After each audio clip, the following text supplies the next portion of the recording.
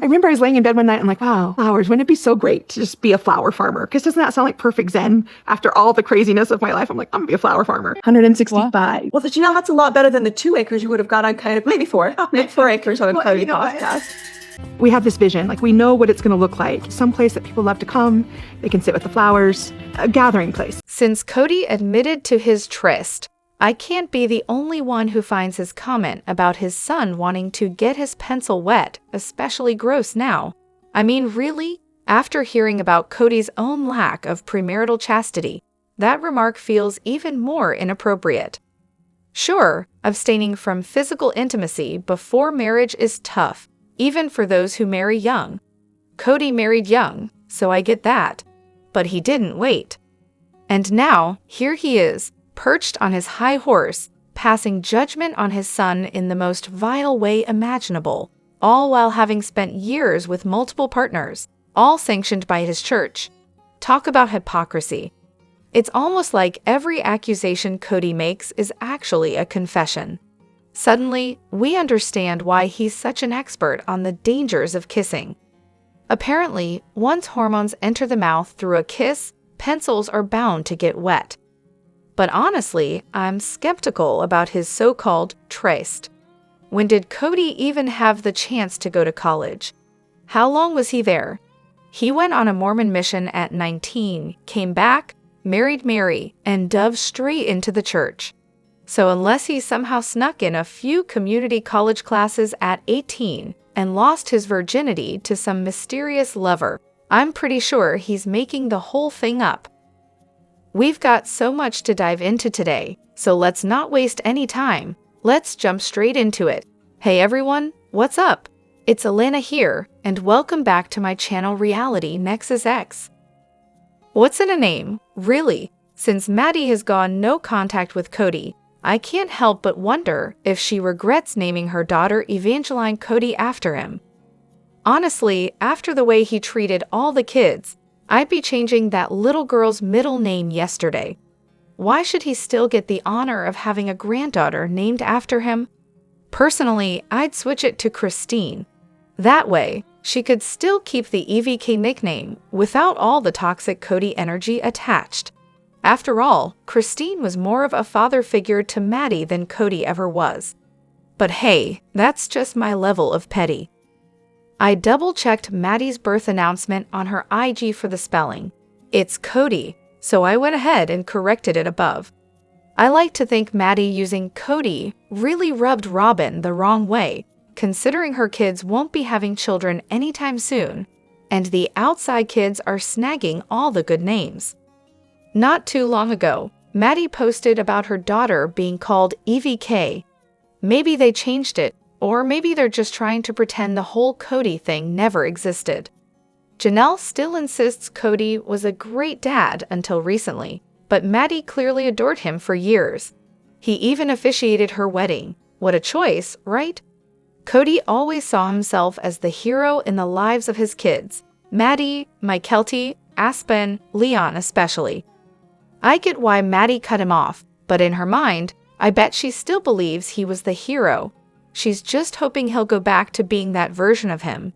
At least, that's what I think. So, did Jen really move to Parowan for Meri? I'm all caught up on the show, but I'm also rewatching from the beginning. I'm at the part where Meri is packing up her clothing business and heading to Parowan. She casually mentions that Jen's been running the B&B for her, but hold up. Didn't they just become BFS in Vegas? So how did Jen end up in a tiny town in Utah? She says Meri had her back in the school days, but Vegas is like 2.5 hours from Parowan. I'm gonna guess she wasn't driving that distance during school hours. So did Jen just pack up her whole family and move to Utah for this? Did I seriously miss that detail somewhere along the way? Or is this just one of those things the show expects us to pretend makes sense? Alolo. Here's the scoop. Jen and her family moved to Oregon, either while Meri was still in Vegas or after Meri had already moved to Flagstaff. Then, around the time Meri needed someone to run the B&B, Jen and her family were looking to move again. So they settled in the Parowan area temporarily to help Meri out. Turns out, Jen's kids loved it there, so they stuck around. But no, Jen doesn't live in Parowan itself. She's in a slightly bigger town just south of it. Fun fact, Jen wasn't even living in Vegas when Meri's mom passed away. By that time, Jen and her family had already moved to Oregon. She started running the B&B for Meri as a temporary thing, but they ended up loving the area so much, they decided to stay. Now, she and her family live either in Parowan or pretty close to it.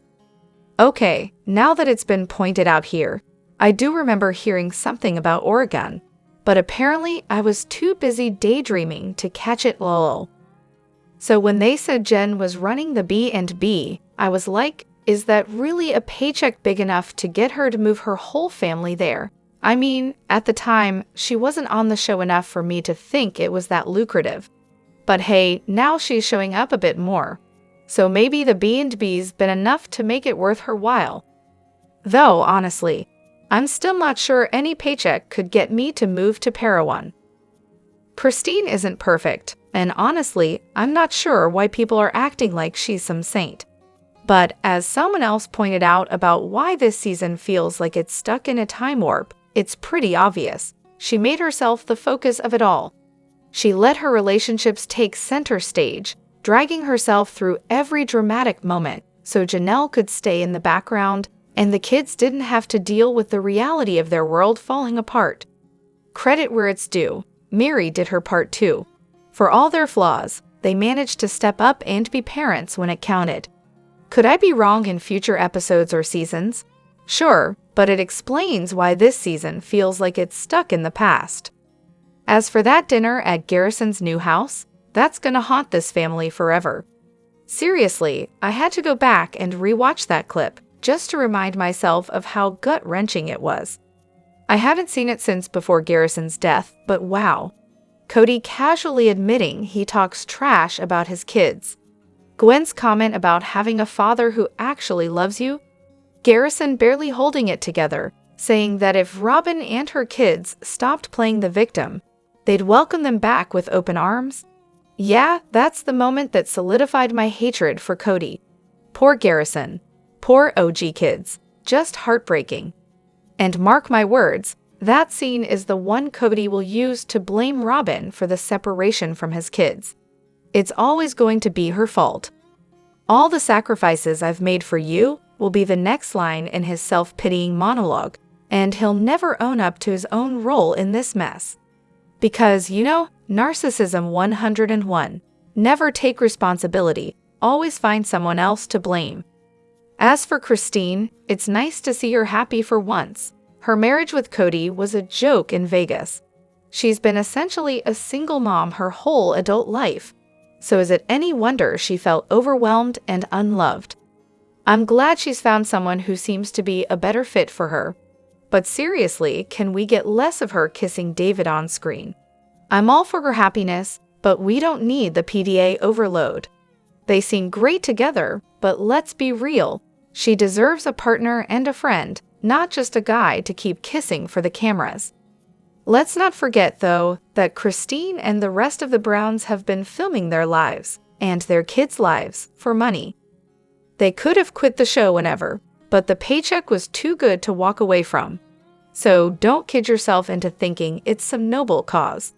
Christine's just doing it for the cash, just like the rest of the parents. There's nothing altruistic about it. All right, if we're really determined to drag this show on, and I mean, if they're desperate enough to keep it going, here's what absolutely has to happen.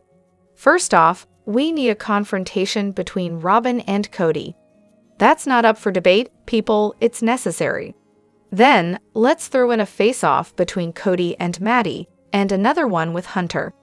And of course, we can't forget Janelle getting rightfully ticked off at Kody for all of this. What do you all think? Pretty straightforward, right? Now, if the adults want to hash things out in front of the cameras, that's on them. But let's be real here. We all know Kody and Robyn won't sign up for that. Why?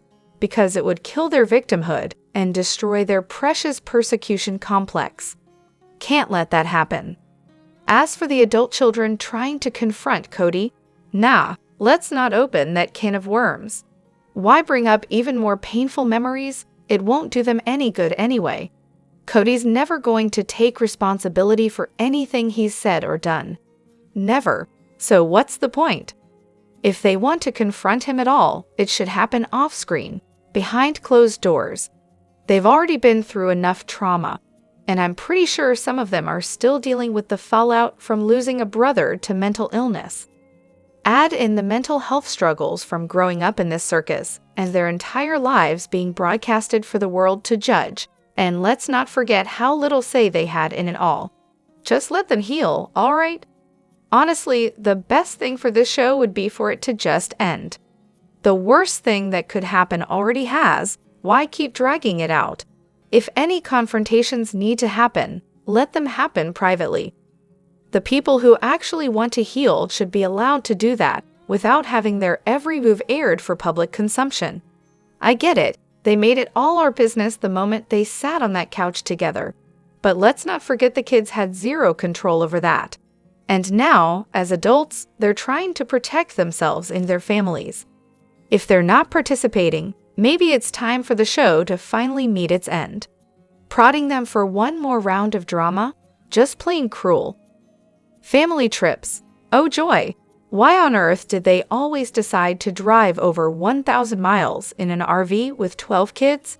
Who thought dragging teenagers across the country in a cramped vehicle was a good idea? And, let's be real, it doesn't sound much better for the parents either. Sure, flying to Disneyland would have been the sensible option, but we all know flying's expensive, though, judging by their financial habits, that wasn't the real issue. No, the problem was always picking the most inconvenient routes to visit the most interesting people. And by interesting, I mean people who practiced polygamy. Because nothing says vacation like hanging out with a family whose lifestyle you don't exactly subscribe to. Honestly, it was never even fun for the kids. Polygamy was constantly shoved down their throats, and no matter how many times they rolled their eyes, it was like no one could take a hint. It's ridiculous. Now imagine paying for plane tickets for 18 kids and 5 adults.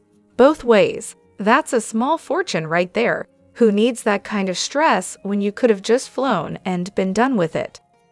But of course, TLC had other ideas. The network wanted them to visit other polygamists to make for juicy TV content. More drama, more angst, more teenager meltdowns, perfect for those great visual moments. To the producers, it wasn't a problem, it was just good TV. And the RV thing? Don't even get me started. Renting RVs like they did, not exactly a budget-friendly option. I've checked, just for fun. The costs are insane. RVs, especially the big ones like theirs, are pricey. Renting one for long distances, especially beyond 100 to 200 miles, costs a fortune. Factor in the RV parks, which are hardly cheap for a one-night stay, and the gallons of gas 3 RVs would burn. And honestly, the cost might have been just as much as flying economy class. But it didn't matter, did it? TLC likely suggested the whole road trip idea because of all the content and drama it could generate.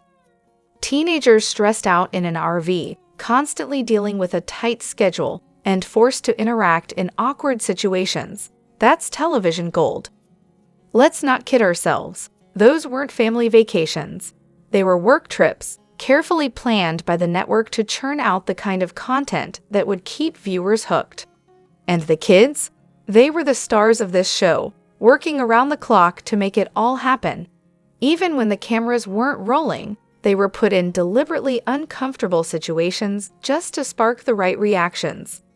That, my friends, is why reality TV should be classified as child labor. Polygamy is illegal in the US, but the situation can be a bit more complicated, especially in the context of the show's sister wives.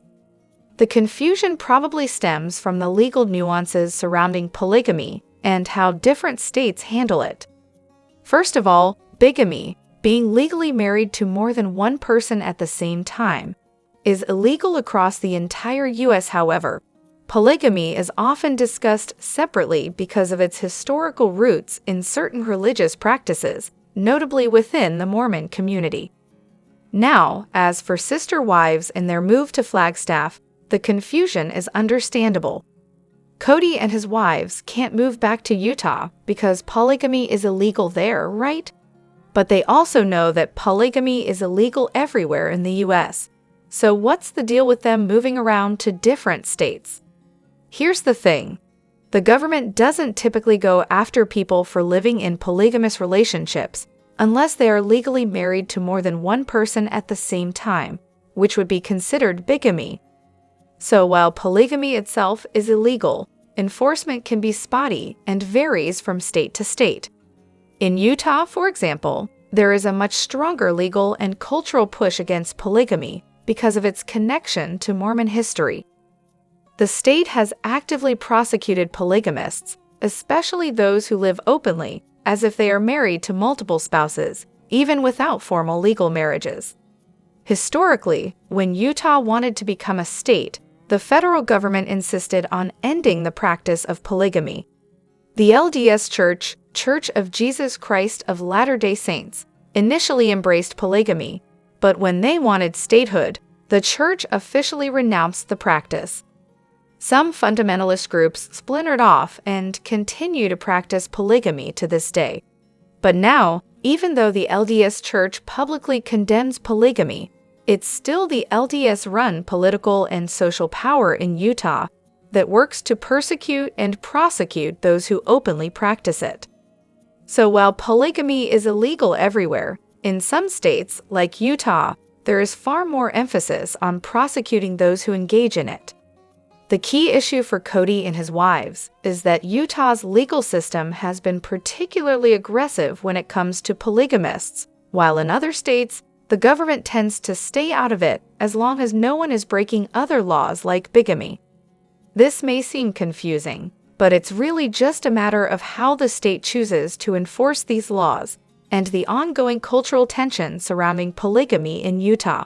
So don't feel bad for being confused. It's a pretty complex issue. And yes, if you dive into Mormon polygamy history, it's a wild ride with some seriously surprising twists.